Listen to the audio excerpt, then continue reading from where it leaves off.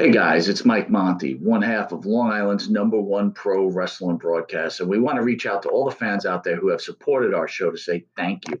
Thank you for making 2021 one of our best years. And one of our best years was because of Anchor. Anchor, the way that you can have your voice heard. You can be just like us. Record your own podcast. Use the Anchor tools to edit your podcast. Use it on a phone. Use it on your computer. It's everything you need to make a podcast in one place. And best of all with Anchor, they're totally free. So be just like Long Island's #1 pro wrestling broadcast, Monty and the Pharaoh. We're looking together for a great 2022. We've got huge guests coming on board. Oh, yeah. You probably wonder why Jimmy's not here right now. Well, he's prepping for one of the best interviews we're about to have, and we're going to surprise someone with. So hang aboard with us, and don't forget, be like us and use Anchor. Use TikTok. Spider-Man, Spider-Man does whatever a spider can. There he is, Spidey to the rescue. All right, we're live, right? And we're recording? We're live, right? All right, here we go. You sure?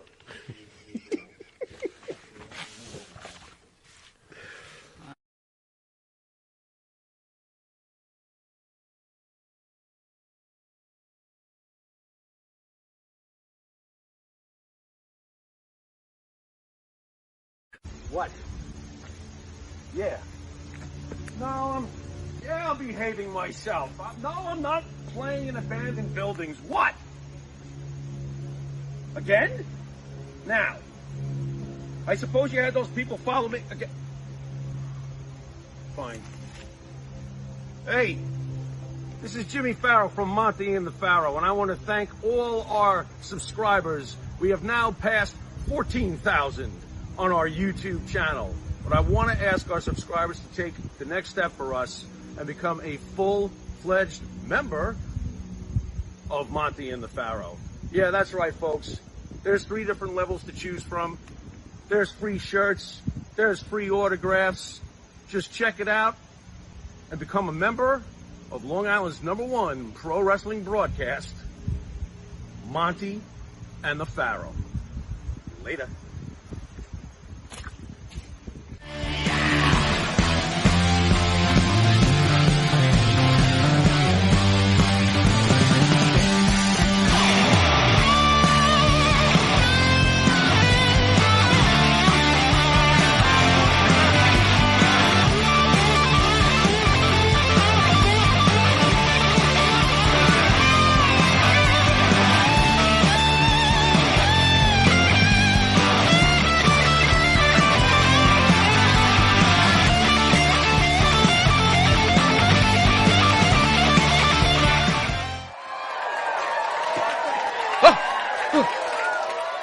Welcome.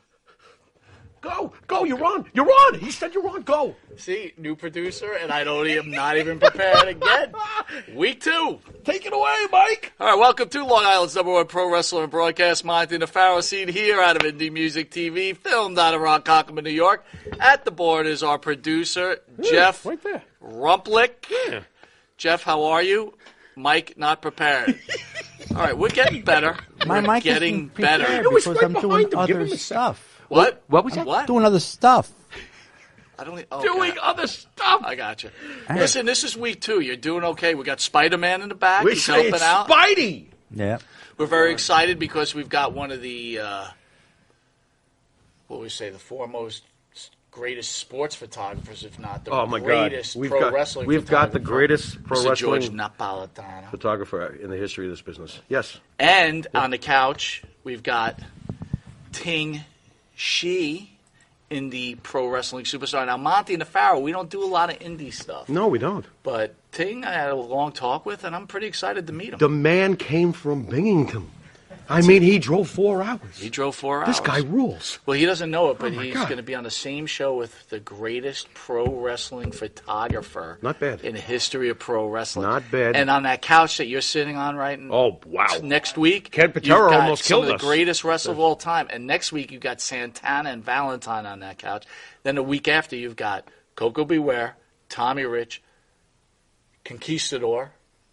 You know, I think that there's a governor coming in from Minnesota. And then there's a governor from Minnesota coming in. I think he's known as the body. All right, anyway. Yeah, anyway. Dolphin in Texas dies after harassment by beachgoers. A dolphin has died after beachgoers in Texas Gulf Coast allegedly harassed and tried to swim and ride it. A dolphin. According to the Texas Marine Mammal Standing Network, the dolphin was stranded on the sand on the beach when a group of people surrounded the animal, pushed it back in the sea. The animal again then was stranded on the beach and died before rescuers could arrive on the scene. Okay, let me see if I got this right. They come across a bunch of partiers come across a dolphin that's stranded and probably suffocating and suffering. They push him back into the water like a good person would, and then proceed to do poses with him, torture him, and then wind up throwing him right back onto the beach. Mm-hmm. You pieces of shit! Are you kidding me? Why do you do this to me? This shit gets me angry. That's crap. What the fuck? What happened to these assholes? Anything? Are they going to get arrested? You cannot fucking do this to another living being. Ting, what do you think? That's right. This is the world we live in now. What kind of world is this? This is the world me and him are exiting, and this is the world where you're going to make your living. You get to inherit this. Lucky you. Ugh. Take Advil. You'll feel better. To the right is the star of the show, Mr. Jimmy Farrow. Oh, yeah. Hey, what's up? How you doing, folks? So I haven't seen you get this angry over how can you a not news listen? Story. People may not know this about you, but you love animals. How is this not making you want to just bust somebody up? This is disgusting. You have to have no heart whatsoever. Well, what are we doing here? First of all, what state did this happen in? I don't know. It sounds like a Florida situation, probably. Texas, right? It's Texas? Well, you're going to pick on Texas now? A lot of bad things. You know what happens when you pick on Texas? Stone Cold comes for you. Oh, don't say anything about Texas. Look, all I'm saying is Texas is known for Texas is known for not treating their animals well. Really? There's I didn't realize realize this. Speciesism in the great state of Texas. Right, that's true. So again, they do but do they eat them at least? Eat dog? No, they shoot dogs too. Wow, this is bad, bro. I'm glad I don't dogs. look. Cats. Cats. Oh man, when are we going down there? We got to do. I'm what not do you think the Texas. great George Napolitano is going to say about this? I don't think he's going to like it, and I'm sure he would not photograph it. I'll tell you that. I want to thank the band that sings the theme song for the Monty and the Farrow Show. Our own Jimmy Farrow, along with his partner Bart Griggs, make up the band Wisteria Hall. Bartman! Wisteria Hall sings such great songs as In My Dreams, This Life Not Far Behind, Here Comes the Rain. You can find their music on the Wisteria Hall YouTube page. Man, I'm tired. Please hit the like and subscribe button. Hear them on subscribe. Spotify, Apple Music, and Reverb Nation. If you didn't know it, you are watching Long Island's #1 pro wrestling broadcast, Monty and the Farrow. Probably, I'd have to say, the greatest pro wrestling broadcast in the history of pro wrestling broadcast. Sure, why not? We're just not discovered enough yet. Yeah.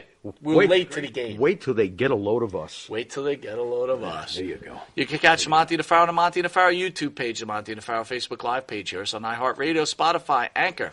Catch us on the Monty and the Farrow Twitch TV page, and catch us on Channel 115 every Tuesday at 9:30 p.m. and Saturday straight up against Saturday Night Live, and also on Channel 20 on Tuesdays at 1 a.m., where all three shows combined have hit a weekly total of how much, Farrow? 102,000. There you go, brother. Not bad. Not too bad for some two old geezers. Dude, it's better ratings than TNA. Bite me. We want to thank Amazon Music, who has put the Monty and the Farrow Show on their network, and there's some other announcements which will be coming on within the next few months. The Monty and the Farrow channel has a lot to announce. Yep. We'll be right back with pro wrestling legend, and I'll say legend again. Yeah, he is. Mr. George Napolitano. See you in a sec. You want to star in your own success? Call QuickCast. www.quickcast.com. 866-7-CAST-NOW. That's 866-7-CAST-NOW. QuickCast. Star in your own success. M&J Video Games and Collectibles. Sport and non-sport cards, wrestling items, autographed items. We buy, sell, and trade. M&J Video Games and Collectibles, located at 1049 Queen Street, Southington, Connecticut. Call us at 1-860-479-9223 or 860-93-GAMES. M&J video games and collectibles. Do you treat your dog as part of the family? Well, so do we. So why not celebrate your pup's birthday with the ultimate party box? Check us out on Instagram, Twitter, and Facebook at Party Pup Info, and let us make your pup's party or any celebration perfection. All right, welcome back to Long Island's #1 pro wrestling broadcast. Monty DeFaro, seen only here out of Indie Music TV. Farrell, before we get to the star of the show, we have Chris Stevens says, you have a wonderful voice. Did you know that? Oh, well, thank you. The Bartman was all crackly and stuff, though. I think I've been smoking too many of those non-filtered cigs. You might have strained it. Yeah, anyway. I might have, but thank you. George, thank you for joining Long Island's #1 pro wrestling broadcast, my friend. We see him. We see him. It's a great show. There we go. Gotcha. Sorry. You got him, Jeff? George, you want to run that compliment by us again? They cut you out. Yep. Cut me out. Already I get cut out. Well, thank you very much for inviting me to come on this show. It's an honor. Thank you. It's our honor, You sir. are so welcome. So, George, let me ask you, how'd you hold up through the pandemic and everything that's been going on in this country? 2 years I stayed home and just scanned photos. Are you serious? Really? Just about, yes. So it was March of 2020, I believe. I came back from Met spring training, and then everything closed. And wow. I stayed home, and after resting for a while, I started to delve through images, photos, negatives, slides, and scanned a lot. Did you manage to avoid the virus over the last 2 years? I mean, Yes, I did. I haven't gotten it. There you go. Sweet. Me too. In fact, I survived WrestleMania with a lot of people. There you just a week or two ago. Did you enjoy WrestleMania? I did very much. I thought they did a great job. To me, having it over 2 nights was much better than having it in one night, 7 hours, with me standing there trying to take pictures. It just got a little tedious. Over 2 nights, it broke it up. I enjoyed it a lot more. And I know you mentioned Stone Cold about Texas before. Seeing him again was a treat. That had to be something. Are you a genuine wrestling fan? I mean, it might be obvious, but I'm asking. How much do you love wrestling, considering? Well, I used to love it more when I really did my own magazines. Mm-hmm. When I used to write the magazines and do all the photos, I loved it more. Then I really was more into it than I am now. For me now, I take photos, but I don't feel like I'm as involved as I was when the 80s, 90s, and 00s for a bit. You know. George, you mentioned in New York. Go ahead. I'm going to say I've actually been taking pictures for 50 years. Wow. Okay. How do you feel about yourself being this icon in the world of pro wrestling? And let's not forget about sports, too, that you're held in such high regard. Well, it depends on who's calling me. I don't think I'm an icon. I don't get that. That's what you're saying to me. But to me, I'm just like the guy next to me taking pictures. Right. You've kept it simple over the years. You just do your thing. Yeah.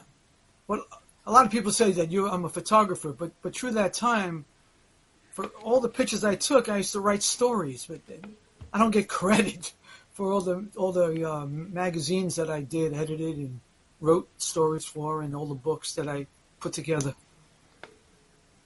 What kind of emotions, when you were saying you were going and you were scanning pictures, what kind of emotions did that draw from you? I mean, that's got to be an emotional journey, especially sitting at home. It brings me back. If I'm scanning something, it's Kevin Von Erich or Kerry Von Erich. I remember going to Texas, then I remember something that might have happened. It's going back through a lot of stuff.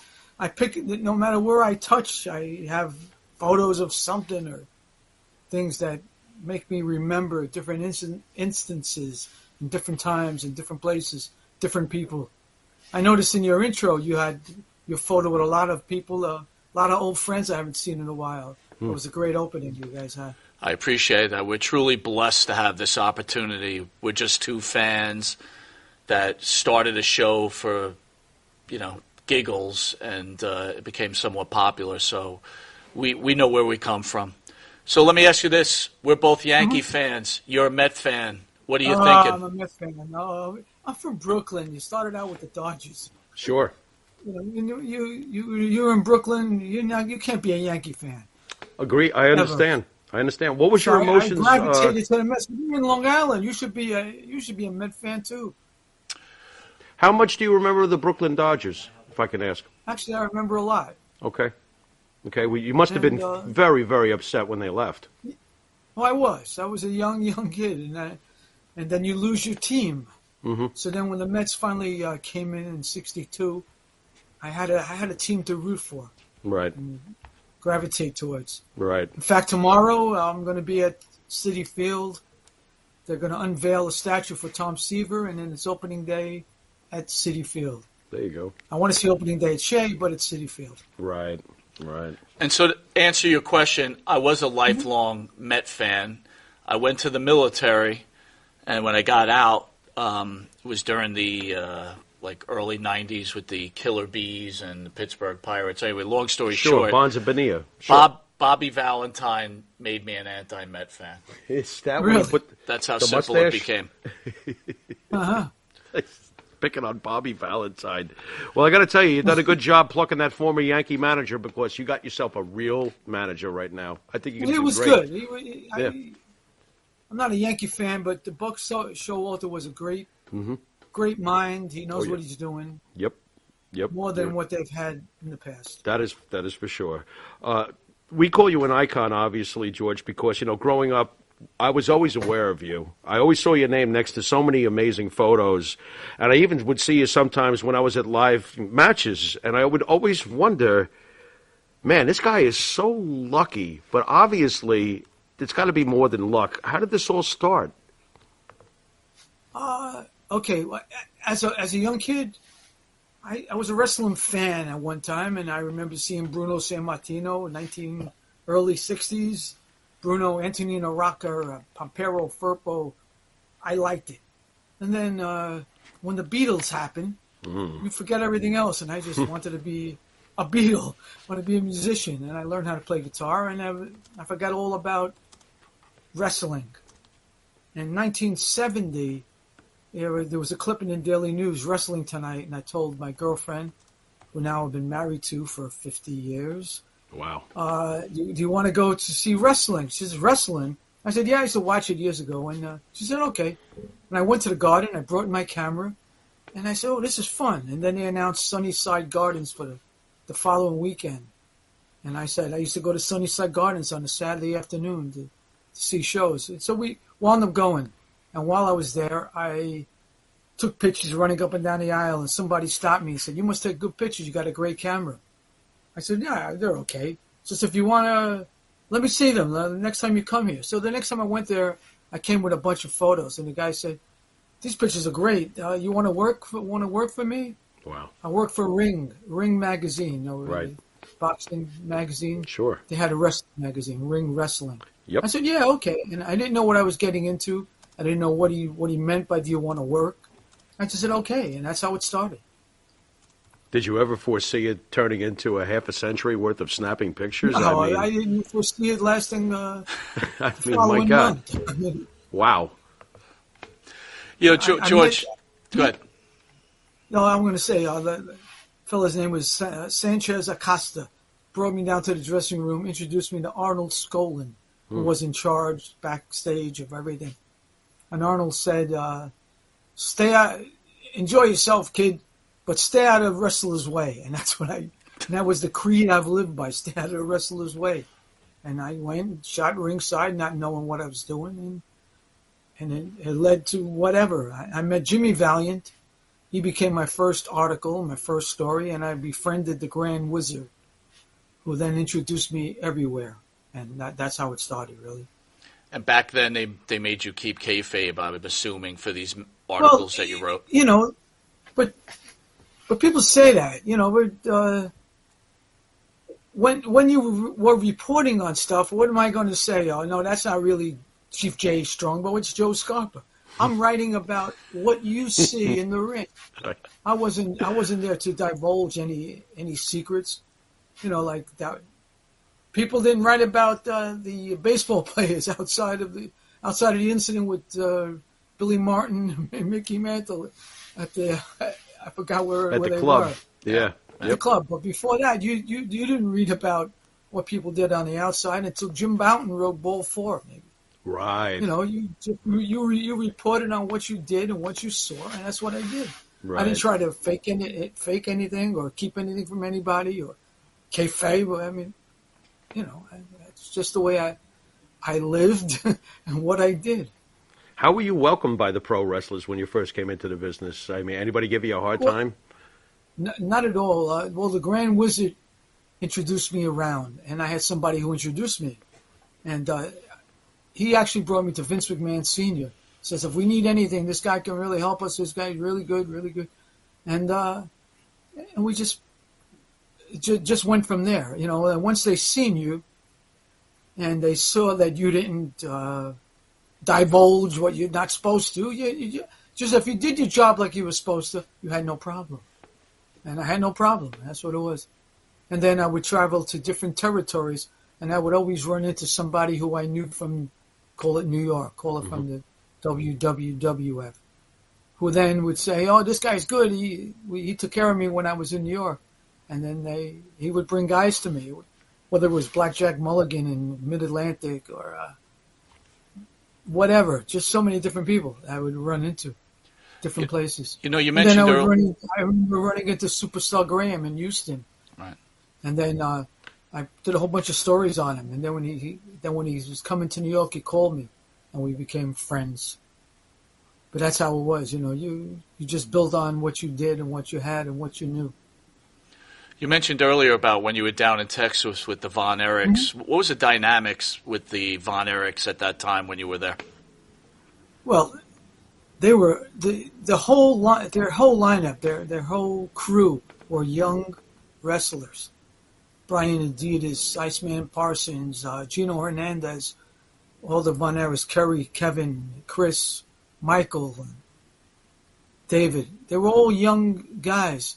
And they were catering then to a younger audience than what used to watch wrestling in New York. And you always got the kids, yes, and then you would get the older fans.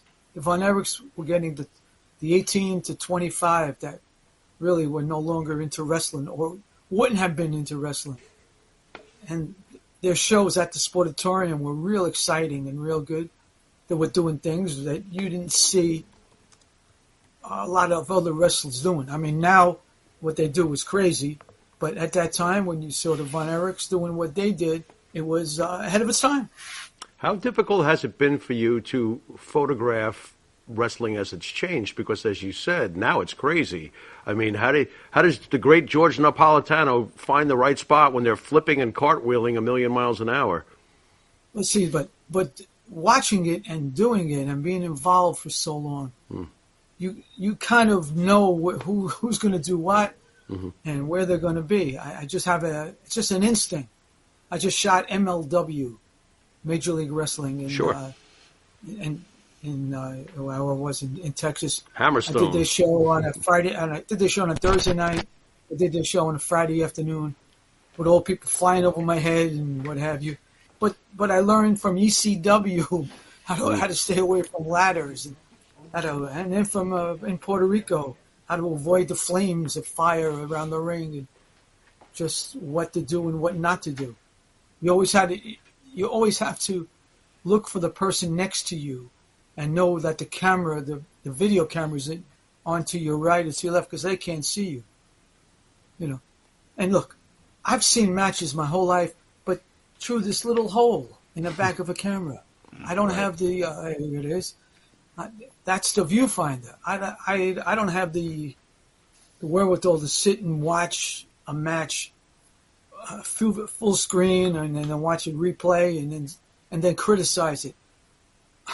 I was just watching it through the circle. Right. And George, you've been around so many legends in your career. Which wrestler would you say was your closest friend? Every era was different. When I say every decade was different, probably Superstar Billy Graham. If you want to say if anybody, Superstar Graham. I met him in Houston, Texas, and then when he came to New York, he was a bodybuilder. And I went to the World Bodybuilding Federation, took pictures of him, and then I would pick him up at the airport and drive him to Boston and Providence and Connecticut and wherever.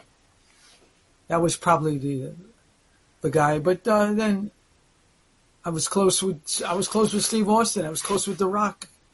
I was close with a lot of people in different times. The Grand Wizard, in the early in the 70s into the early 80s, until he unfortunately passed. Friends with the Wizard, who then introduced me to the Sheik in Florida. I see, got the picture with the Rock. I remember him. He came up to me when he first came into the WWF, and he says, "I know you my whole life. You photographed my grandfather. You photographed my father. If there's anything I can do for you ever, please, you gotta ask me." But I didn't need to ask him. I was okay. I'm not saying I know everything, but it was his offer. And then every time he's seen me since then, and I was taken at the Time 100. He was one of the Time 100 greatest celebrities of that era. I believe that was 2-3 years ago. And when I saw him again, he gives me a hug. Every time he sees me, he makes sure they ask, "How am I doing? Do I need anything? And what do I want?" We recently lost Scott Hall. Your memories of Scott Hall? I saw a photo with you at the beginning of Scott's career. What's your memories of the great Razor? Oh, he was. I knew him as Scott Hall with Kurt Hennig, and I remember taking him after the matches. I took him to a place called Shout, which was a 60s, 70s club in 47th Street in the city. And I took him all around. Took him to the Carnegie Deli. I took him to a bunch of places after the matches, and we just formed a bond. He was just a great, great guy. Then he became Razor Ramon. Oh yeah, people say he had an attitude. He had this, he had that. But to me, he was very nice, and I reciprocated. We were really friendly, and I felt really bad. You know, I don't want to say too much, but it's unfortunate what happened to him. Oh yeah. To me, he was a great guy. He lived his part. He loved what he was doing. He was sensational. Really, really nice guy. Are you friendly with Billy Graham currently? Do you still speak to Superstar? I speak to him occasionally, but we're not. We have lost touch, so to say. Okay. That's it. There you go. Okay. Yeah, but he's had different. He's had a lot of different things, from injuries and different problems that he's had, and we are no longer close like we were. Okay. But if I were to see him or he were to see me, we'd still be tight. Do you think Billy is kind of, I don't know, for lack of a better word, like ruining his legacy with his bitterness over the last 10 years? Okay. Yeah, I definitely do. We kind of feel that way too. Do. And like we drifted apart for that kind of reasons. I mean, really? But yes, he had a legacy, and he was great at what he did when he did it. He was the prototype of Hulk Hogan. I mean, in all honesty, he was Hulk Hogan before Hulk Hogan. He had the pythons. He had the 26-inch pythons, and a lot of people copied from him, including the governor that you're going to have on your show in a couple of weeks. Who copied Superstar Graham. At that time, a lot of people did. And prior to Superstar, there were very few wrestlers who had a muscular physique like that. There was Earl Maynard and maybe Rocky Johnson. Always had a great body. But the wrestlers at that time were not known for their physique, for their body. They were a lot of them were heavy and whatever, out of shape and characters. That was what wrestling was. And I think Superstar is the one that kind of changed it to the more muscular look. Do you think it was wrong to take the belt off him? Because he always bitches about that to this day. He bitches about it, but you know what? Everything has its time. They could have. Could they have gone longer with him? Oh, definitely. People were cheering him, and to what I know, the McMahons didn't know how to control him. They didn't know what they can do with him. They were afraid. They had something that was going to be bigger than what they are. You know, it's Mr. McMahon Sr. and Vince Jr. Yeah.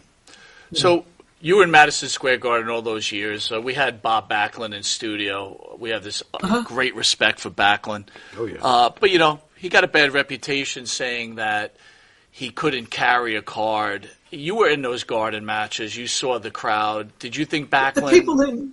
The people didn't come to see the undercard. They came to see the main event. I agree. The undercard was the icing on the cake. Right. That was the extra.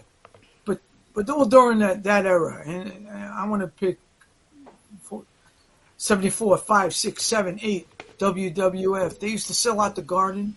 Then they used to sell out the Felt Forum on our screen to watch it. So it wasn't like it wasn't that big. The MSG once a month was the pay-per-view, so to say, and they used to advertise. If you don't come, you ain't going to see it.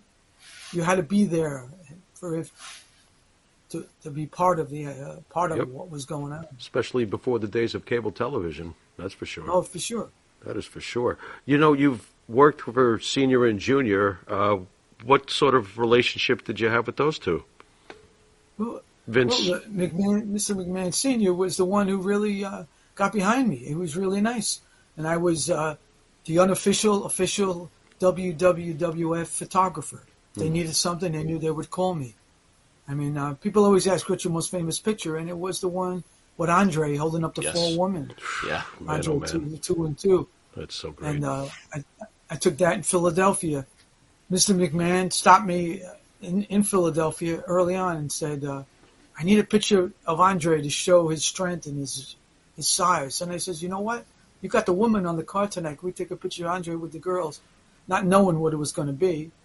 And he said, oh, yeah, have Arnold get the woman.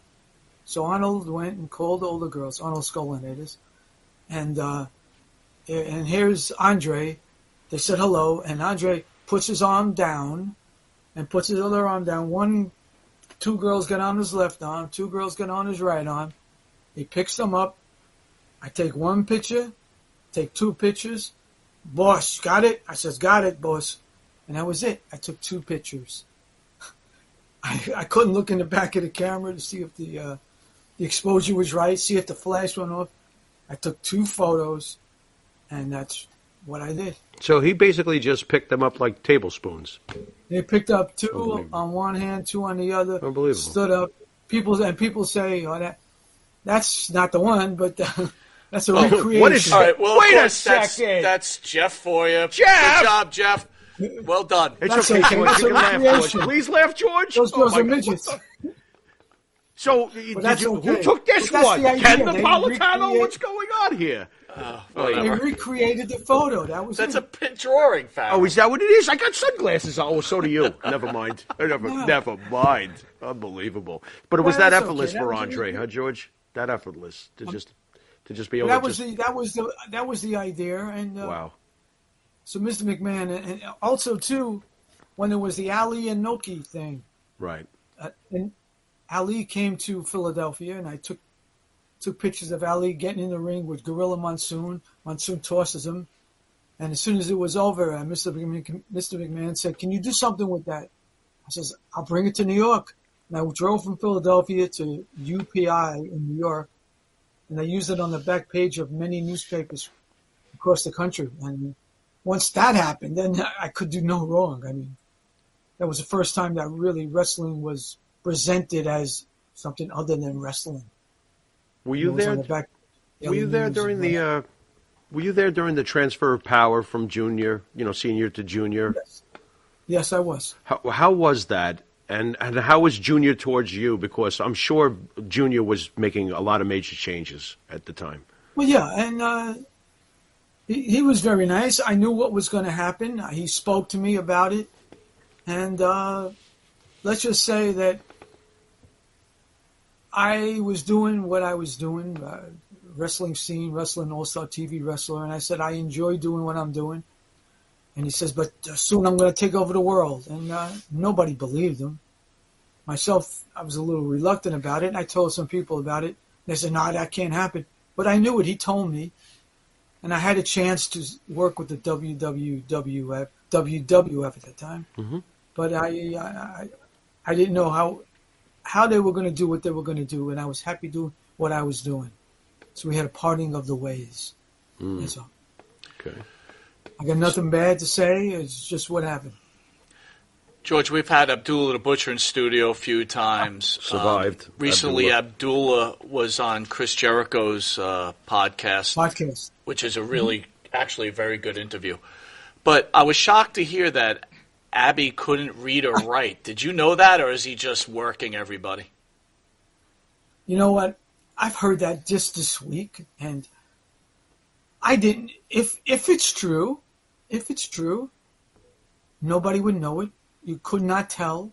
He couldn't read, couldn't write. I can't believe that he couldn't read or write. I mean, it would have had a hard time traveling around the world like he did if he couldn't read, knowing where he was going. I mean, and he traveled all over the world, Japan and anywhere else you may be thinking of, any foreign island and many places. So that he was not able to read and write, I can't. He had to distinguish things. He had to be able to read something, to my mind. I've been with Abdullah, Greg Valentine, and Bushwhacker Luke are my three oldest friends. I've known them since 1972. I met Abdullah in Utica, New York, and we became friends. I went to Cleveland to something called a three-ring circus, Cleveland. They had a big match, 3 rings set up on. He said, next week I'm going to be in Canada. You got to come see me. So me and my wife drove to Canada, to Montreal, and that's where I met Bushwhacker Luke. And at the same time I met Johnny, it was Greg. Greg was wrestling as Johnny Fargo. He was one of the Fargo brothers. Mm-hmm. You know, and that's when I met him. I met Abdullah then in 72, and we were in Puerto Rico, Japan, Trinidad, Curacao, Martinique. I can't name how many places in the U.S. I was with him. And at night, Abdullah would dress up to the nines. He would go out, suit, tie, everything after the matches. And he always liked to go out, always had a good time. Used to go to many of the casinos and other places, Puerto Rico and all around the world. You know.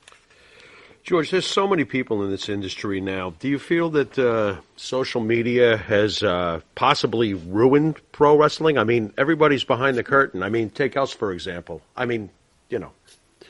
Well, I find it amazing that everybody knows everything. Every 10 minutes on Twitter, there's a new scoop. Right. I can't see how that is, but it is. It's just the way it is. People want to hear it or write about it or talk it or be it. But everybody thinks they really know. When deep down, the people that are doing it themselves don't know all the time what they're going to do from moment to moment. So to say that they know what's going on, I don't buy it. I don't get it. I didn't live it. I mean, what I did, there was like 3-4 of us who kind of knew what was going on, but we didn't tell the world what it was. We might have spoken to each other, and then we didn't really know, quote unquote, know what was going on. I know I've heard people tell me, that I knew Superstar was winning. Well, you know what? I drove Superstar to Baltimore from Long Island. He lived down Long Beach, and I drove him to Baltimore. And on the way there, he says, "Hey, you better have a lot of film tonight." I says, "A lot of film? You're wrestling Bruno." He says, "Oh, yeah, it'll be a good match." I says, "I'm tired of you and Bruno. I have more pictures than I can ever use." There you go. That's how he told me that he was winning. Tonight's gonna be different. I said, "Yeah, come on, Billy. It's gonna be too different." And that was my knowledge driving from Long Island to Baltimore. And he wasn't trying to keep it away from me. He was trying to tell me, but I couldn't hear it. Yeah. Right. Were you in shock that night? Like, did you drop your camera? I was more in shock that with like the rest of the crowd, they just like it was like a hush. Nobody knew what went on. I think if I remember correctly, Billy had his foot on the ropes or he pinned him. Usually, what happens when something like that is the referee then recalls it or or the announcer would say, due to some technicality, Bruno is still the champion. Right. You know, like they would make some kind of announcement if something went on. But he calls me and says, we got to get out of here. So as soon as the match was over, I had to run to the back. He didn't take a shower. He didn't do anything. He put his clothes on. We drove right back to New York. Wow. And So the next day was his birthday. I'm glad Farrell brought up the whole social media thing, right? Because, again, like we told you at the beginning of the show, we're just fans, right, that have a show. Yeah. We don't know who's real, who's fake, you know. Yeah. So we run across a lot of different people, and they have all these stories. Like, clearly everybody knows who you are. Like, you know, whether you want to call yourself an icon, that's up for debate. We're calling you icon because you are. But Thank you. But True. there's other people that make statements. So it's like, you don't know who's Fugazi. So I'm going to throw a name at you and tell me if you know anything about this guy and help us out. And maybe if you have a story about him. Can I plead the fifth on some? You can plead the fifth on all you want. If you want, that's fine. I'm just going to give you one name because I hear this guy's name and I don't know what he's about, and I need someone clarity. So we had John Arizzi in, and John Arizzi, we call him like the godfather of events, and clearly he did such a good job. But there's another guy that comes up every so often, and I need someone of your expertise to help me with this. Dr. Mike Lano.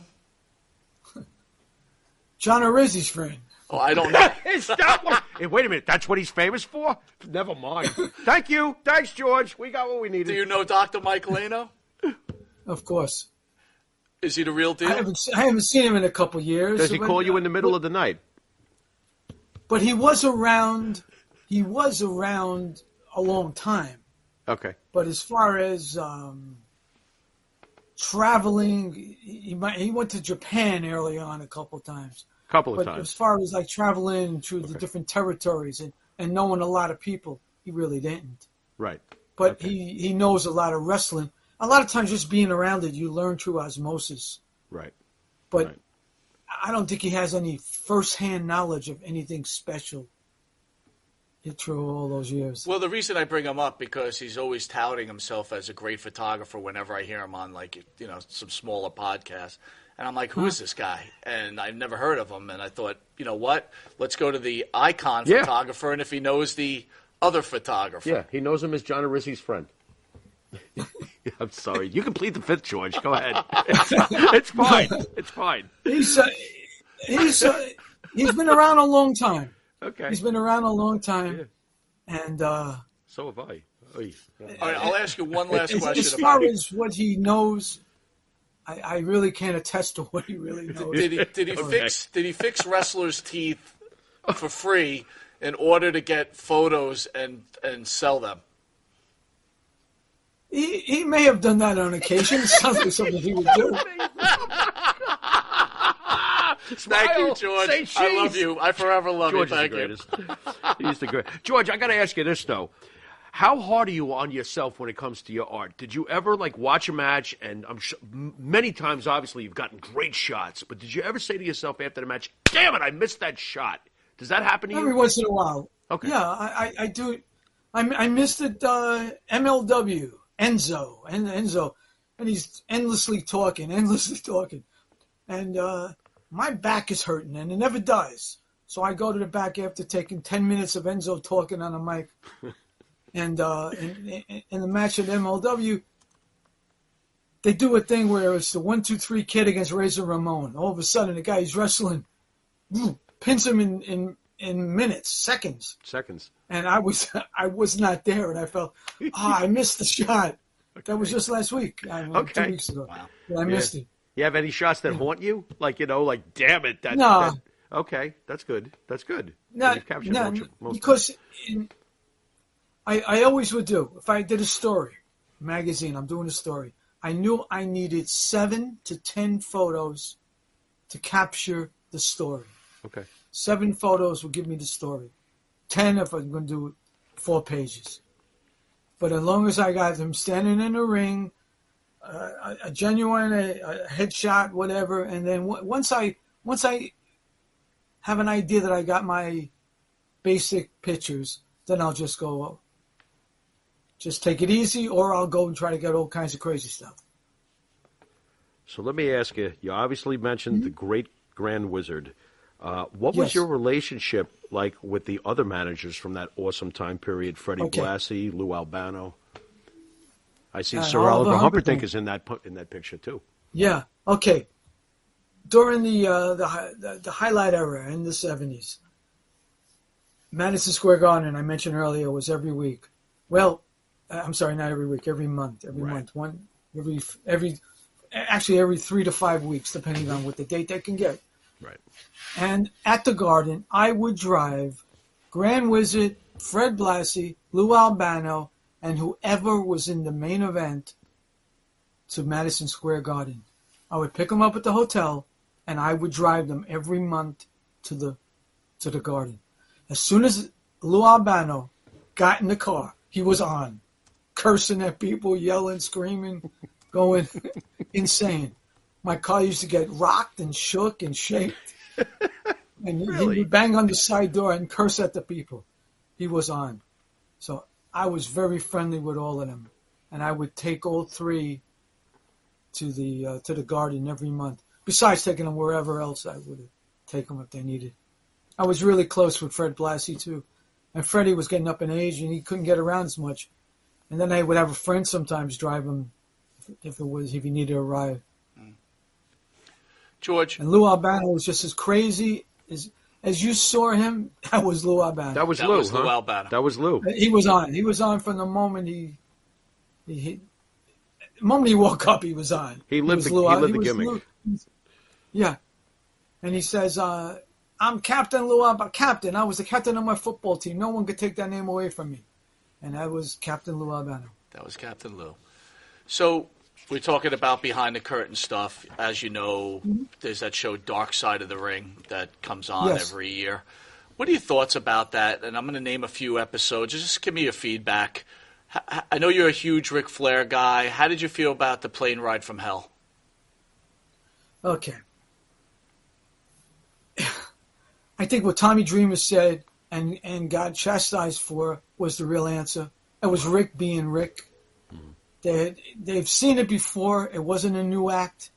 Rick was always Rick all the time. He would try to, for lack of a better word, show off, whatever. Just Rick being Rick. I know Tommy Dreamer said that, and he lost his position on Busted Open and Impact for a little bit. But they shouldn't have done what they did. But that's how it was at that time. I mean, look, Rick would go on TV and say, tonight, the Marriott. And that was it. And, Right. And the place would be mobbed. Yep. And people knew what they were there for. Let's leave it at that. It's too bad you were married. You could have went to the Marriott, too. Would you please?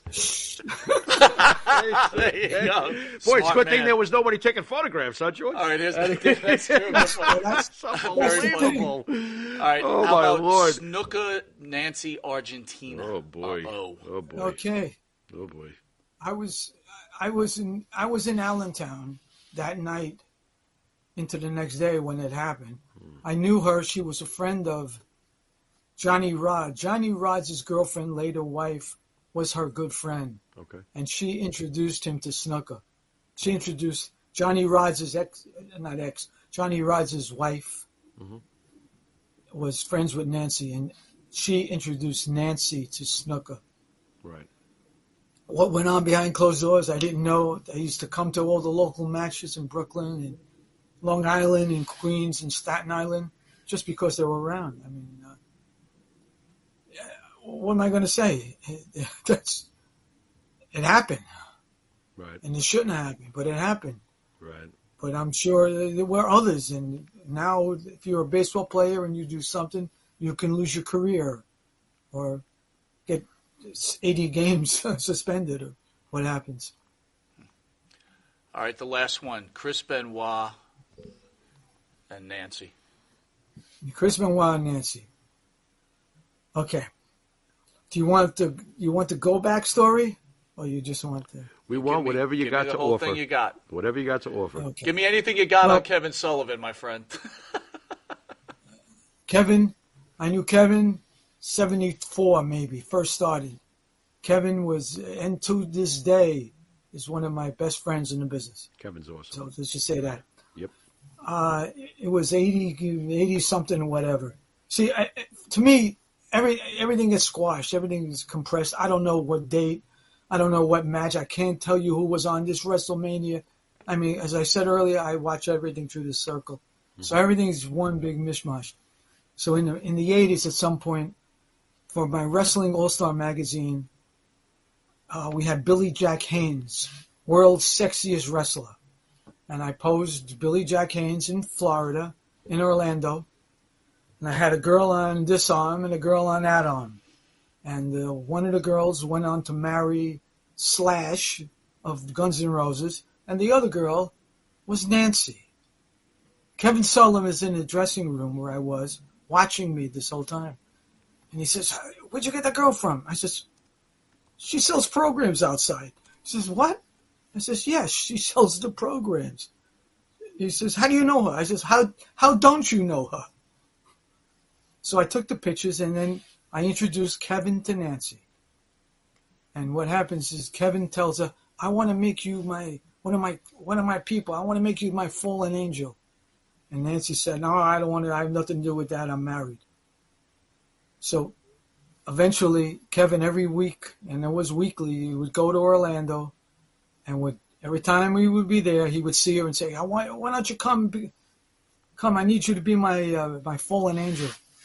Nancy would say no. And then eventually, a couple months later, she drove to Tampa, where they were having TV, found Kevin and said, "I'm here. What are you going to do? I want to be fallen angel." Well, Kevin had to go to Eddie Graham and then Mike Graham and explain to him what he wanted to do. And that's how she became the fallen angel. That's part one of the story. And then later, she then gets married with Kevin. And then Kevin is the booker, as you probably know. He's the booker with WCW and books the match with Chris Benoit. And the winner would get Nancy. Nancy would go to wherever the winner is. So Kevin lost the match, and so Chris Benoit now has control of Nancy. And Kevin, to make it look real, booked Nancy in the hotel where Benoit was, and we'd be in another hotel. Well, things just happened, and Chris Benoit got together with Nancy without Kevin. And then she divorced Kevin, married Chris, and that's how they got together. And whatever happened was very, very unfortunate. I think Chris snapped, and went crazy. And people were blaming Kevin. There was an undercurrent of blame to Kevin, saying that Kevin was the one who did it, for what happened, but he wasn't the one who did it for any reason. And whatever happened, I don't know what happened, but I know what happened as everyone else does. But I had pictures of Kevin and Chris and Nancy. It was on the news, on the Post, the news, the what have you. Pictures of them because I had them. I don't know if that answers your question, but no, it does. Nope, it does. All right, so George, we're almost out of time. We're going to hit you with something called the Pharaoh's Final Question. Oh no! Where Jimmy Farrow, unscripted, no. Yep, comes up with any type of question. It's a ridiculous He's been known question. To ask people if they like boxers or briefs, ketchup or mustard, whatever it's going to be. So, mustard. Have at it, Jimmy. You know, it's funny. I usually ask a serious question, but since you did it, I'm going to do it this one time. And bear with me, George. You're the teacher, and I want you to grade this student as a photographer. Felix Unger, pass or fail? Pass. He passes. He tried Felix hard. Unger. Wow. Interesting. He tried hard. He worked hard. He wanted to get that image, and I always remember one of the openings where they open the door and he's developing with the negative and it spoiled all the pictures, and it reminds me of a couple times that I was developing photos and the door opens and all the pictures that I took destroyed. Oscar. Excellent. He's passing the great Tony Randall. Nice. All right, George. Nice. The Mount Rushmore of what? Of photographers? not photographers. what? Your Mount Rushmore of professional wrestling, please. Ooh, give us 4 of your. That's a hard. It could be your era. Whatever you feel belongs up there. I've done this a few times, several times. In fact, I think first of all, Andre the Giant. Okay. Andre. Sure. He's known as the wrestler. Andre. Everybody knows Andre just from being Andre.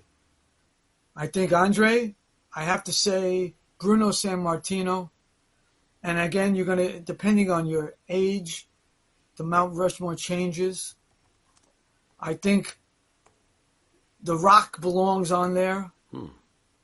Maybe not as high, but for what he did in the 90s. And then Hulk Hogan. Okay. He said Hulk Hogan, so I know I'm missing people. Yeah, no, that's as long as you said Hogan. Yeah, that's okay. Yeah, we're good. Oh, of course. Yeah. Of course. I mean, I don't think at this point he gets the credit he deserves. I mean, he did what he did, and everything is built off of Hulk Hogan. Seriously. Yeah. He promulgated it. He carried it forward, and he made it very popular. And to this day, the people don't like. For some reason, he doesn't have that oomph anymore that he had. Right. He should. Yeah, well, he does to those who remember him as great as he was during the day. It's these independent marks today that want to see a cartwheel fest. They pick on a guy like Hulk Hogan. He doesn't do enough athletically. He's just a showman. Isn't that half of the trick? I know. See, we're running out of time, but that you just made me think of something. I remember seeing Mil Mascaras, and Mascaras against Superstar Graham in the Garden was great. Oh, yeah. Mascaras was probably one of my favorites. I mean, he was so colorful and so good. But to today's standards, Mascaras does nothing. Right.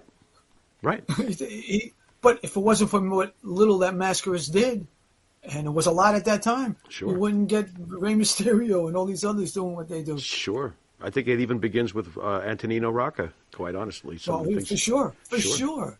Antonino Rocca. George, Rick Allen, Sunny Beach, says hello. Oh, he's a friend of the show. Please, that's my good man. There we go. Sonny, he's one of the great guys. We want to thank you, George, for coming on, and thank you so much. Thank you for taking the time. It's our honor, and I hope I answered your questions. You were fantastic. You were fantastic. It's been an honor. Thank you. Anything you want to say to the fans before you cut out? Well, just keep on following it, and I've enjoyed professional wrestling over 50 years, even longer than that from when I was a kid, and it was just something that I enjoy. Just keep on watching, and don't worry about what somebody else thinks about somebody. If you have your favorite, that's your favorite. Is it okay to cry for a professional wrestler? Say no. I'm sure there have been. George, thank you again, and what an honor it was to have you on our show. Thank you so much. Anytime. Thank you. All right. Thank you, George. Take care. Bye now. The great George Napolitano, my friend. Damn. That was awesome. And here we go from a legend in the pro wrestling world to a future. To a future possible legend in the pro wrestling world. So this is our first time, Pharaoh, actually really working with an independent on the couch across. So this is also an honor for us. Yeah. So for the fans who may not know who you are, tell them who you are and where you came from in professional wrestling. I just go by Ting. Ting. I was training in Syracuse, and I've wrestled around the area, Utica, around upstate. But yeah, it's just cool because I came here when I was young, when I was 11. You're from China? Yeah, I came from China. The age of 11, you came here. Yeah. Okay. And I never heard of professional wrestling until I just happened to watch it. Like it was right before WrestleMania 29, I believe. Okay. It was the Cena versus Rock. Cena versus Rock. It was that match, yeah. And my uncle just happened to play it like a show before. And you were drawn to this match. Yeah. It was a little after. At first, it was funny because I watched Rey Mysterio wrestle. Okay. At first, and Chris Jericho for some reason he was. Yeah. For a lot of reasons. Yeah, it was a weird combo. It was like a tag match. Mm-hmm. But I just instantly drawn into him. Like, oh, this is really cool. And even though my uncle tried, it's like, oh, this is like. It's real and all this stuff, and I was talking about it. I was like, oh, okay, I can't. It's just really cool to me because is almost like it's like an art, how I see it. Of course. And it's even cooler. Ting, do me a favor. Get a little closer to the mic. The fans want to hear you. Thank you. Is that good? Yeah, but feel comfortable. Just, Yeah. Go ahead. You can promo out on us. It's all right to raise your voice, brother. Anyway, go ahead. But yeah, because I started training for wrestling, some of my family members in China actually started to like get into wrestling, and it's just cool to see that because it's so new over there. Like most people have never heard it, Right. And just the product is different, I would say, because I had to go back and watch some of the older products to see how it changed over time. Respectfully, I have to ask this, though. Is this like a government thing that you were not aware of wrestling? Because Japan is right there, and Japan loves wrestling. So was this like something that the government didn't really want the populace to be watching or something? I don't know how valid this answer is, but from what I've heard, the reason why wrestling is such a like banned thing almost in China, it's getting better because they apparently they have this perspective of wrestling how they're still in the Attitude Era. Oh. They still think there's a lot of like puppies. Yeah. Okay. That and a lot of cursing, a lot of right. like things they don't want to show on TV. Sure. But I think because of how WWE have changed over the years, they have been they're more open with that now. So like you can actually stream it. You can actually watch the pay-per-views in China now. Ting, Maria Davis out there wants to know who's your favorite wrestler. It's so hard. I would have to say probably like Jeff Hardy. Jeff Hardy. Who are you patterning yourself after? Your style? Is it a Jeff Hardy style? What kind of style are you shooting for? Well, better yet, to enhance that question a little bit, fans want to come watch you wrestle. What kind of match are they going to see? There you go. I would say I focus on a little bit of everything. I want a lot of people might know me as like more of a high flying style. People have seen me wrestle, but I want to be more of a add more to my wrestling style and be more of like a all around. Like I would say, I kind of study a lot of AJ Styles tape. He's great. And one of the recent wrestlers like Seth Rollins. He's great. Yeah. They're great. But if it comes to my favorite, I think it has to be Jeff. Just because those dives off the ladders really got me, really hooked me wrestling. So, Ting, we come from, we're talking to George, who's a little older than us, but we come from an age where pro wrestlers are big, big guys, right? And as wrestling has changed, right, the wrestlers, in a lot of cases, have become smaller. What are your feelings about that, being a younger wrestling fan? Do you feel that wrestling's more like a show now and you don't have to be that way? Or do you feel at some point if you want to make it in your career, you're going to have to start hitting the gas? See, that I feel like to a certain extent you need to have legitimacy and like I feel like naturally depends on how big we're talking about because overall people have like the locker rooms I've been in seems to tend to be on the smaller side compared to what my trainer have told me. That it sounds like everyone was just tall, but I feel like at a certain point it's really based on what you got going. I think if you're a really skilled wrestler and you have other things like going for you, maybe not, but I can see some people would think that's like a good choice to pick. Well, a 200-pounder can play 250 if he's got the right extra attributes going on with his charisma, his style, whatever it may be. You don't have to be 250, but you could play 250. Yeah, that's true. That's true. Do you want to make professional wrestling your career? I would like to, yeah. It's something I instantly fell in love with. I definitely want to see how far I can go with this. So again, we haven't been around indie wrestling in a while, really since we've been doing the show. Sure. When you get booked on a show, walk the fans through how it is to be an independent wrestler now, trying to get yourself booked on shows, and are you doing stuff for free? Like, how does this whole thing work? It's the whole process of talking to promoters is really interesting, and it can get kind of complicated at times. I bet.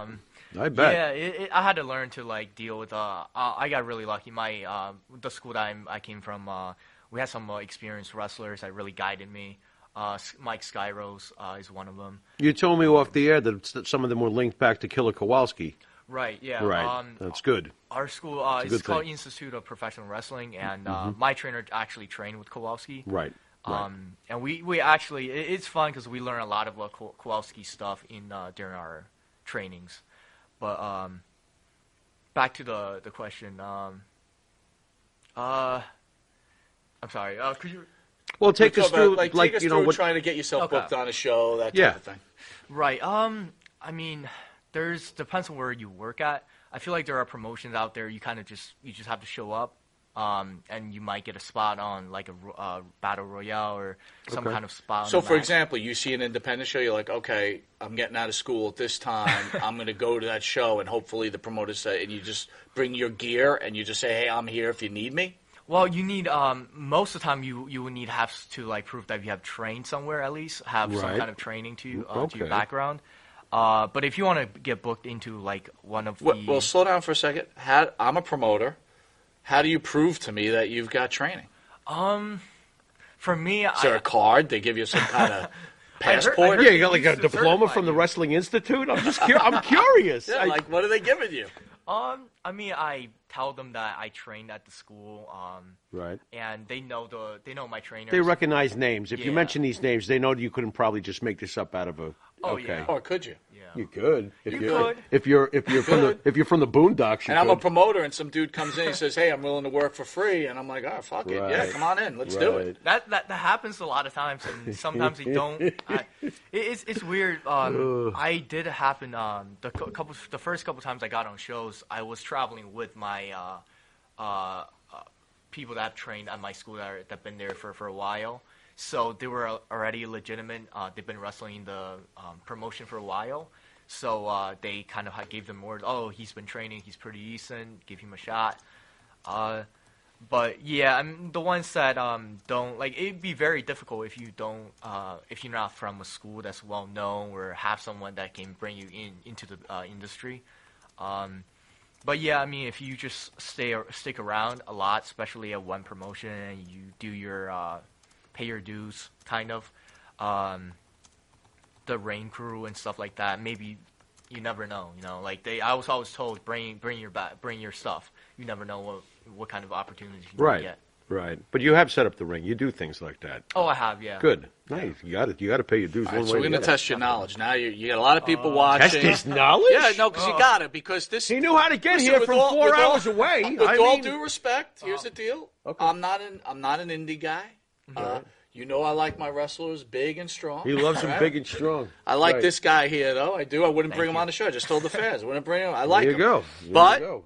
You know what? You come on this show. He chopped me back there. It hurt like a bitch. You come on this show, you're going to get challenged. The wrestlers get challenged. You're going to get challenged. That's true. It's on the line. You got fans watching you. There's got to show this kind of respect for the sport.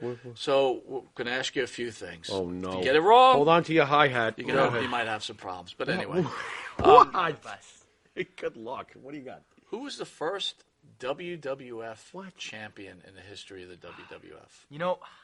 That's not fair to do to him. It sure is. I don't think it's fair at all. Even though I know the answer, but that's okay. Yeah, who is the first WWF champion? All right, so we're going to give you a pass. You missed that. We're not going to give you the answer. No, let's at least give him a clue. No, he has to look. You have to know your history. Independent wrestler, man. You have to know your history. But you asked him a WWF. Ask him an independent question. Go ahead. Hold on. Right. I'm trying to help you here, Tig. I'm trying. I'll make it a little easier. Go ahead. Okay? Who was the second? First of all, much respect. Asian American. Yeah. Pro wrestling must be very hard, right? There's not a lot of you, and that's a lot of respect to you. This is true. So I'll say this. Who is the first African American tag team champions? A little more recent history. How the hell this is just Wait, you not said fair. recent, or are you talking about? Well, it's the pretty recent. It's recent history. It's in the 80s. It's in the 1980s. There's a clue for you. They were African American. There's another clue. That's a pretty. By the way, Jason Moaning says Buddy Rogers is the first WWE champion. And that way he would be correct. Yeah. He would be correct. Bingo. Very good, Jason. Buddy Rogers. I was trying to trick you because I thought you'd say Bruno Sammartino. I was like, no, that's not it. It is Buddy Rogers. Yeah, and how long did it take him to defeat him? All right, Bruno. Go ahead. Answer that one. 29 seconds? 48, but All right, it's so, okay. all right. You're close. 48 seconds. Okay. Ask our young rook here. What? A question. What am Give I him something asking him? easier. Give him a better softball, more recent. Give him a Hardy Boys question. Give You him said a- Jeff Hardy was his Give him favorite. a Hardy Boys Give him a question? Hardy I don't Boy have question. Hardy Boys I can, trivia. Rick, you're correct. Which Tony Hardy Boy Atlas and drank Rock- too much and showed up at the pay-per-view? Which one? Matt or Jeff? Wow. Which pay-per-view? Wait, what, you talking about Shit, AEW? Jeff got bloated at multiple pay-per-views. Oh, my God. You talking about AEW? Don't you remember when Jeff Hardy yeah, got yeah, completely I saw crocked you and say Sting was it, like, yeah. what the fuck is going on here? Oh, yeah, I saw. okay. I just I will saw tell you you, all that. the fans know that Tony Atlas and Rocky Johnson were the first Right, African-American. right. But Can you ask the guy he more didn't get here till the age of 11, and you want to freaking bother him about something that happened in 1963. right. Go easy on So this give him poor something kid. in the 2000s. Give him Oh, something in the yeah. 2000s? I did my Okay, study back okay. then. Who was the first ever undisputed world heavyweight champion to combine all the belts in one night? And who was it? And who did he defeat that night? Just give him who it was. No. I want the whole You want thing. the whole Who thing. was it that unified all the titles to become the first undisputed world champion? And who did he defeat that night? Pressure's on, bro. There were two guys Pressure he defeated is because on. it was a three-way match. I'll help you a little more. WWE and WCW titles were unified that night. Oh, you talking about this is This is from the 2000s, so I'm giving you something in the last 20 years.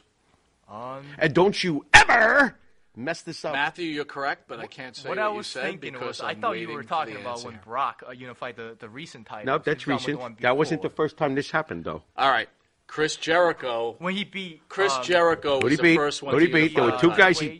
and Oh, man, this poor kid. You're killing him. oh no, when he beat Stone Cold and The Rock. There you Same go. night. He got I it. actually Ding, ding, thought ding, of ding, that ding, match. ding. You got He it. got it. Took a All right, second here's to another rest it. softball. Here's a This is a softball thing. softball. What was the first time two wrestlers main evented a WrestleMania back to back? The first time. It has. If I have gotta to get guess, this, I'm brother. guessing is Rock and Austin. He's halfway. It's halfway. It's what caused you to get involved. You get Interested. involved in wrestling. It's what caused you. It's what. Cena and Sin Rock. Circuit says, you got this, Ting. It's here. Cena and The Rock. Yeah. There you go, brother. Yeah, they fought There back you to go. back. Back And people were mad about it. Yeah, back I to thought back. I thought Yeah. you meant like the first to have a match like a rematch. Yeah, no, they had Whose back to canon back says with half it. credit? I agree. You only get half credit. This is very rough, I'm guys. sorry. I think this is Yeah, no, absolutely that's fair. unfair. But Ting, seriously, Yeah. very impressed by you. Talked to you on the phone. Someone goes to an indie, right? Times are tough. Don't have a ton of money. They pay that money to go watch you wrestle. Tell them what they're going to see from bell to bell from you. It's really when I get in that ring, I just want to put on the best show, and I want to be better each time. I always work on my craft and try to add something new to my match each time. So you'll see something new from me every time I say I want to add something to. It might I have messed stuff up at first, but I've been getting better at it, and it's just you'll get everything out of me. You prefer being a heel or a face? What have you been so far? The thing is, Because I want to turn you into a heel, quite honestly. I would love to play a heel. Yeah, I but think we need to. Most people, most of the promoters likes me as a babyface. That's because you're coming in clean shaven. We got to do something with your mug. No, I'm going to make you evil. That's why we should make him evil, don't you think? We're like a goat. the one time I played a heel, I loved it. I thought it was great. Yeah, there you go. Where can people see you now? You can see me at New York Championship Wrestling. Nice. Immortal Championship Wrestling, Mm-hmm. and Flower City is in Rochester. Mm-hmm. Most of those are, I think all of them are on YouTube. You can find them. Right. Oh, there's plenty of wrestling Do you upstate. ever come down to Definitely. the island at all? Or are you ever in Queens? Yeah, actually, not in Long Island, but I did wrestle. My first match actually was in Rhode Island. Okay. I was in the XWA. Mm-hmm. And I don't know if you guys heard of him. I wrestled Richard Holiday. Okay. That was my first match. How'd it go? It was fast. Were you nervous as shit? You must have been. Sin Circuit wants us to tell you you're doing great. You are doing great. Thank you. Appreciate that. So, but one problem, we do have a wrestling friend out there by the name of Andrew Anderson. He's seen you wrestle. Okay. And he really can't commit to tell whether you're good or bad. But that's Andrew. He can't make a decision. Mm-hmm. Yeah, It's he's a from joke. he's from Switzerland, so he plays it right down the middle. So how much longer you have in school? I'm currently a sophomore, so I have 2 more years, but my plans are going longer with more school, but we'll see how it goes, I guess. Wrestling still is something I would like to do. So when you graduate, you going to go all out wrestling? Are you going to try to follow this dream? Are you going to go, okay, I'm going to graduate and just see if this works out? Yeah, my plan is still, like, I will always have, like, a plan B just in case. That's smart. But I would like to see, especially in the next 2 years before I graduate, what I can do, and if I can go somewhere with this. What's your take when you see Ring of Honor purchased by AEW, where you're almost like, damn it, because I know you want to get to that next level. Yeah. And that next level is like a Ring of Honor or one of those companies that take you closer to Vince McMahon and such. Right. What's your thoughts on AEW, like purchasing Ring of Honor? Is that like one less option for you? Or are you thinking like, how do I get to the doors of TNA? I mean, is that in your plan to like try to like knock on doors till your knuckles bleed? Because sometimes you got to do shit like that. Yeah. I feel like at some point I would want to do that, but at first I want to just improve on what I have now. I mean, I'm still young, and there's certain matches I would still like to learn in the ring and wrestle more in front of audience. But I think it's not necessarily a bad thing, in my opinion, the purchase, because I feel like it kind of creates more competition in the business, and I feel like if you are good, if you're truly good at what you do, it'll shine someone will notice you, and it will show. Well, a good point is Maria Davis says you're cute, so that's a first Dude, step right maybe there. you should leave the clean-shaven face. Maybe we'll just keep him as a baby face then. What do you think, Maria? I can't grow facial hair, man. You can't grow facial hair? Get a magic marker. Somebody in the room. Like that. I tried. Phil says match of the week, Ting versus Ming. Ting versus Ming? Bro. Yo, get him some gas, like right now, if you're going to deal with Ming. All right, Ting, why don't you hang in there? We want to announce the upcoming guest next week. We have Greg the Hammer Valentine in studio with Tito Santana on that couch. Together. Former feuding rivals for the Intercontinental title. Yeah, they didn't like each other. For the first time. I think they did it one time before, but I can't even confirm that. Right. So we may be the first time, right? Right. And awesome. Just awesome. Then the following Friday, I think, we have the great Coco Beware in studio. Okay. What do you know about Coco Beware, Tang? Not much? Not much, but I was just going to say, Tino Santana, he was at one of the shows I was at. I didn't get to meet him, but I heard a lot of great things about him. Fantastic. Yeah, were you aware of who he was? Oh, yeah, of course. Okay. I was told, I bet the whole locker room was like, Tito. We got Tommy Wildfire Rich that Friday. Former NWA Tommy Wildfire Rich? Former NWA World Champion. Man. 5 days as champion, was hot as couldn't get hotter in the world of pro wrestling for that time. I'll tell you, though, that's the beauty of it, though. He was champion for 5 days. He's a legend. All right, now you got to be careful It's this one, amazing. because I'm about to make an announcement. If you say you don't know who this guy is, we're going to have to just kick you out of the Ting, building. just say you know who this guy is. All right. That's all. It's simple. We've got the former governor of Minnesota, one half of the East-West connection, one of the greatest sports announcers of all time. Yep.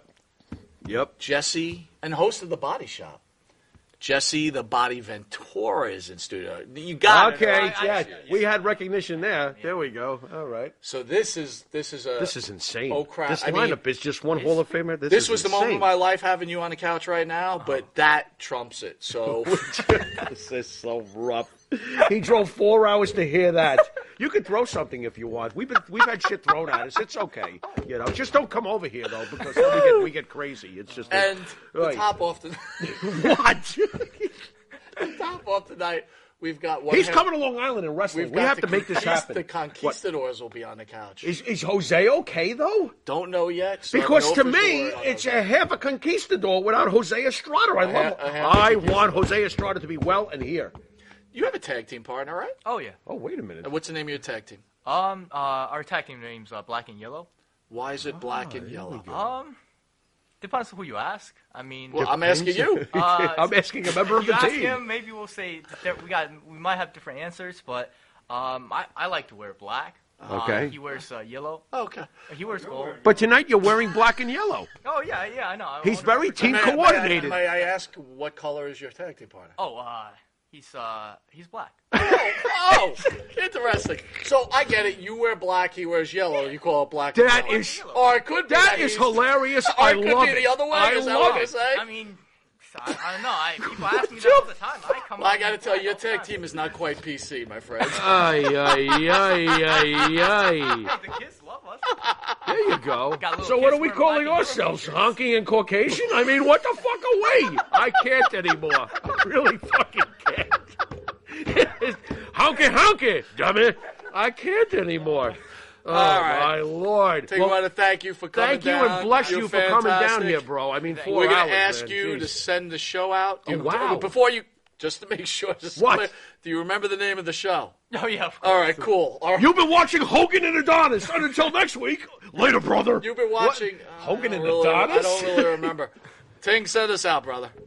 You've been watching Monte and DeFaro. That's us. And, Yeah. Later. this is the number 1 ranked Long Island podcast. Yeah. from where we work. Broadcast, but you almost had it. in the all right. world. And I just heard from what you guys said. Over 100,000 weekly viewers. Yeah, That's there right. you go. And it won't even get better from here. And no, guess what?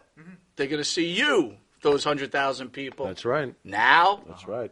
tomorrow, That's right. Day after. and forever. But catch Ting with his partner or by himself. I kind of want to watch Black and Yellow, to be honest. Oh, yeah. with You'd be Yeah. surprised. Yeah. You guys got a theme song? Oh, yeah, of course. What Black is and it? Yellow by Wiz Khalifa. Oh, there you go. Black and Yellow. How did I know? That's perfect. I'm pretty smart. I don't Yeah, you're pretty Fort Smeller. This is Mike Monty. This is DeFaro. That's Ting. That's Ting. I And also want to thank Yeah, what do you the got? great George Napolitano Oh, my God. That was for fantastic. joining us. Yep. And until next week, folks. Later.